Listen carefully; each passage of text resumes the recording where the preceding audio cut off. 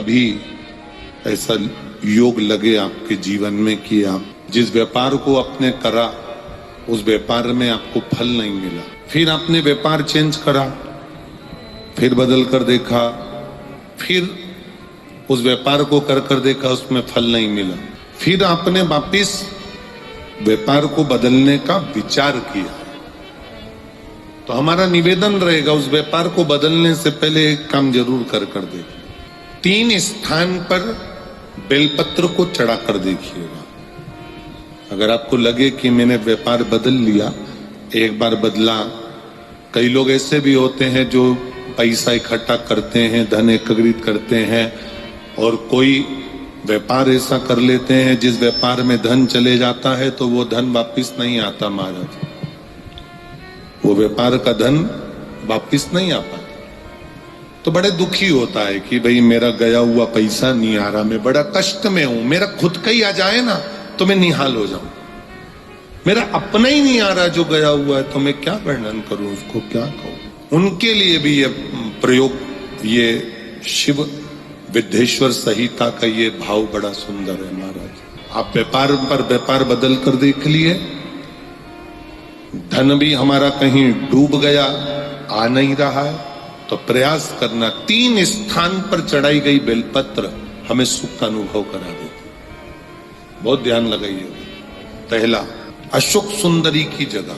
अब ये बेलपत्र जब भी आप चढ़ाएंगे तो रविवार की अगर प्रदोष पड़ जाए, कौन से दिन, रविवार की प्रदोष के दिन ये प्रयोग अवश्य कर देखिएगा।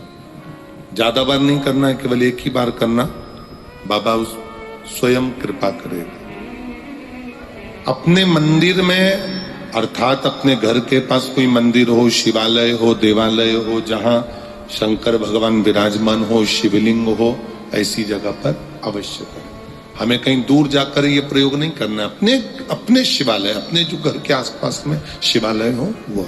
एक बेलपत्र अशोक सुंदरी वाली जगह। अब उसको अशोक सुंदरी की जगह पर भी चढ़ाने का तरीका क्या है, ये शिवलिंग है, ये जलाधारी है, ये जल बहता है, बीच में जो मोटी सी लाइन है वो अशोक सुंदरी का, बीच में जो मोटी सी लाइन है वो अशोक सुंदरी का स्थान। ये जो भाग है षडानंद कार्तिकेय गणेश जी और कार्तिकेय जी का। जलाधारी मतलब माता पार्वती जी का हस्त कमल, शिवलिंग मतलब भगवान शंकर का स्वरूप। ऊपर से जो बूंद बूंद पानी इस पर गिरता है वो शंकर भगवान की 5 लड़कियां, जया, विषहरा, शामली बारी, दौतली और देव। शिव जी की 5 लड़कियां ऊपर, एक लड़की शंकर भगवान की 6 नंबर की अशोक सुंदरी उनके चरणारविंद के पास, उनके गणेश, षडानंद, कार्तिकेय के मध्य में। जब हम बेलपत्र चढ़ाएंगे तो उस बेलपत्र को चढ़ाते समय आपकी जो बेलपत्र की डंडी है वो बेलपत्र, रविवार प्रदोष के दिन का ये उपाय है महाराज। ये बेलपत्र की जो डंडी है, इस डंडी का भाग शिवलिंग की ओर होना चाहिए। ये जो डंडी है इसका भाग अशोक सुंदरी पर जब चढ़ाएंगे तो शिवलिंग की ओर इसका भाग होगा महाराज। दूसरी, बेलपत्र को जब हम समर्पित करेंगे तो जलाधारी का जया, विषहरा, शामरीवारी, दौतली, देव। मान लो जलाधारी ऊपर नहीं है शंकर जी के, तो उसका स्मरण कर 5 कन्याओं का नाम लेकर जया, विषहरा, शामलीवारी, दौतली, देव, इनका स्मरण कर शंकर भगवान के शिवलिंग पर बेलपत्र रखेंगे।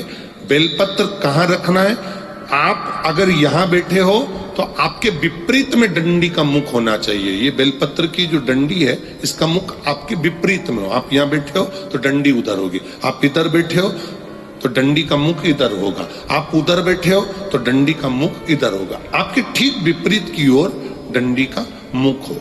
ये 2 जगह बेलपत्र समर्पित करने के बाद तृतीय बेलपत्र शिवलिंग की जो जलाधारी है, जहां पर भगवान शंकर का शिवलिंग रखा है, वहां स्पर्श कराकर, केवल छुआना है, स्पर्श कराकर बेलपत्री के पेड़ के नीचे ही कोई कंकर हो, कोई शंकर हो या कोई मिट्टी का ढेला हो, नी हो तो वहीं मिट्टी को थोड़ी सी ऊंची कर कर एक बेलपत्र बैठ कर इस बेलपत्री की डंडी जड़ की ओर, मतलब जो वृक्ष होता है उस ओर इस डंडी का मुख होना चाहिए। ये 3 रविवार के प्रदोष के दिन शंकर भगवान पर चढ़ाई गई बेलपत्र से हमारा गया हुआ धन भी पुनः आने का रहता है और हमारा जो व्यापार बार बार बंद हो रहा है, शिव की कृपा से एक बार चालू तो चालू हो ही जाता है। यदि आपका व्यापार सही तरीके से नहीं चल रहा है, बहुत साल हो गए आपके व्यापार में उन्नति नहीं हो रही है, ज़्यादा कर्जा हो गया है या फिर आपको धन प्राप्त नहीं हो रहा है, तो आप रविवार की प्रदोष के दिन शिव महापुराण में प्रदीप मिश्रा जी के द्वारा बताए गए इस उपाय को करके आप अपने व्यापार में उन्नति कर सकते हैं, कर्जे को समाप्त कर सकते हैं और धन वृद्धि कर सकते हैं। तो उसके लिए आपको इन 3 जगहों पर बेलपत्र को समर्पित करना होगा, वो भी रविवार के दिन। तो आने वाली रविवार प्रदोष 24 दिसंबर की है, जिसमें आपको 3 बेलपत्र समर्पित करनी है। पहली बेलपत्र आपको अशोक सुंदरी पर समर्पित करनी है, जिसमें डंडी का मुख शिव जी की तरफ होना चाहिए, और दूसरी बेलपत्र आपको शिव जी पर समर्पित करनी है, जिसमें डंडी का मुख आपके दूसरी तरफ होना चाहिए, जिसमें आपको शिव जी की 5 पुत्रियों का स्मरण करना होगा। और तीसरी बेलपत्र आपको बेल जलाधारी पर स्पर्श कराकर बेलपत्री के वृक्ष के नीचे समर्पित करनी है, जिसमें आपको सबसे पहले एक मिट्टी से शिव जी का आकार बना लेना है और फिर उस बेलपत्र को शिव जी पर इस तरह समर्पित करना है कि जिससे उस बेलपत्री की डंडी का भाग बेलपत्री के वृक्ष के ओर हो जाए, और अपनी मनोकामनाओं को शिव जी से कहना है।